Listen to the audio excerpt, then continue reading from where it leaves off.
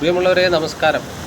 25/5/2025 ഞായർ 11 മണിക്ക് പഴങ്ങാട് കടപ്പുറത്ത് നിന്നുള്ള ദൃശ്യമുണ്ടോ നിങ്ങൾ കാണുന്നത്? നിങ്ങൾ നോക്കൂ, നിങ്ങൾ എത്ര ശക്തമായിട്ടാണ് കടൽ കയറിക്കൊണ്ടിരിക്കുന്നത് നോക്കൂ. വീഡിയോയിൽ നിങ്ങൾ കാണുന്നുണ്ടാവും. ഇന്നലെ കാലവർഷം എത്തിയെന്ന് അനൗൺസ്മെൻറ്റ് നിങ്ങൾ കേട്ടിട്ടുണ്ടാവുമല്ലോ. ഇന്ന് പഴങ്ങാട് കടപ്പുറത്തുള്ള തീരദേശ നിവാസികളുടെ കടലിൻ്റെ മക്കളുടെ ദുരിതം ഇന്നു മുതൽ തുടങ്ങുകയാണ്. കണ്ടോ നിങ്ങൾ കടൽ കയറുന്ന ദൃശ്യം കണ്ടോ? ഇത് ഡാമിൽ നിന്നൊക്കെ ഡാമൊക്കെ തുറന്നു വിടുമ്പോൾ വെള്ളം വരുന്ന രീതി കണ്ടിട്ടുണ്ടോ? അതാ ഇപ്പോൾ ഈ കാണുന്ന പ്രദേശം കണ്ടോ നിങ്ങൾ? എത്രതാ ഇവിടെ ഒന്നും ഇപ്പോൾ വെള്ളമില്ലല്ലോ. ഇതാ ഒരു 10 മിനിറ്റ് കഴിഞ്ഞിട്ടുള്ള ദൃശ്യം നിങ്ങളൊന്ന് കാണും. ഇതാ കണ്ടോ നിങ്ങൾ? ആ പ്രദേശമാകമാനം ആ സെക്കൻഡുകൾ മതിയെന്നേ, ഒരുപാട് സമയമൊന്നും വേണ്ട, സെക്കൻഡുകൾ മതി ഈ പ്രദേശമാകമാനം മുങ്ങാണ്. നിങ്ങളപ്പുറം കണ്ടോ? അതായത് ഭൂവസ്ത്രങ്ങൾ കിടക്കുന്നുണ്ടോ നിങ്ങൾ?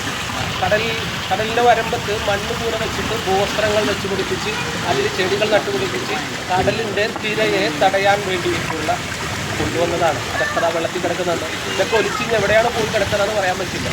അതാണ് അത്രയും സ്പീഡിലാണ് വെള്ളം വരുന്നത്. ഇതാണെന്ന് ദുരിതം. ഈ ദുരിതം അകറ്റാനായിട്ട് പോസ്റ്ററുകളിൽ 35 കോടിയും അതുപോലെ തന്നെ പേപ്പറുകളിൽ വാർത്തകളൊക്കെ വന്നിട്ടുണ്ടെങ്കിൽ കടൽ വെള്ളം കയറാതിരിക്കുമോ ചങ്ങായിമാരെ?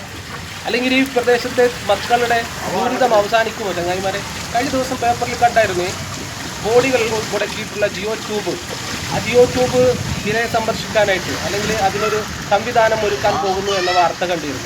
ഇതൊക്കെ എപ്പോഴാണ് ഇതൊക്കെ ഇവിടെ നടക്കുന്നത്? ഇവിടുത്തെ ജനങ്ങളൊക്കെ ചത്തു മരച്ചു കഴിഞ്ഞിട്ടോ അപ്പോഴാണോ ഇതൊക്കെ കൊണ്ടുവരുന്നത്? അല്ല, ചോദിച്ചു പോവുകയാണ്. ഇതൊക്കെ ഇനി തിരഞ്ഞെടുപ്പ് വരികയാണ്. ഇനി ഈ പറയുന്ന രാഷ്ട്രീയ പാർട്ടികളുടെ ആ തെരഞ്ഞെടുപ്പിൽ മത്സരിക്കുന്ന മത്സരാർത്ഥികളുടെ ഒക്കെയും വിഷയം ഇതായിരിക്കും. ഇവിടുത്തെ ഇവിടുത്തെ തീരപ്രദേശത്തെ കടൽ കയറ്റം, ഇതാണ് മുഖ്യ അജണ്ട.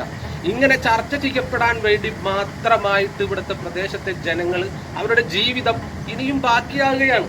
ഇതിനൊക്കെ ഒരു അറുതി വേണ്ടേ?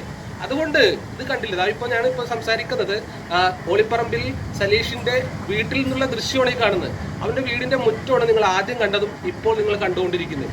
10 മിനിറ്റുകൾക്ക് ശേഷമുള്ള ദൃശ്യം. അതാണ് ഇവിടുത്തെ അവസ്ഥ.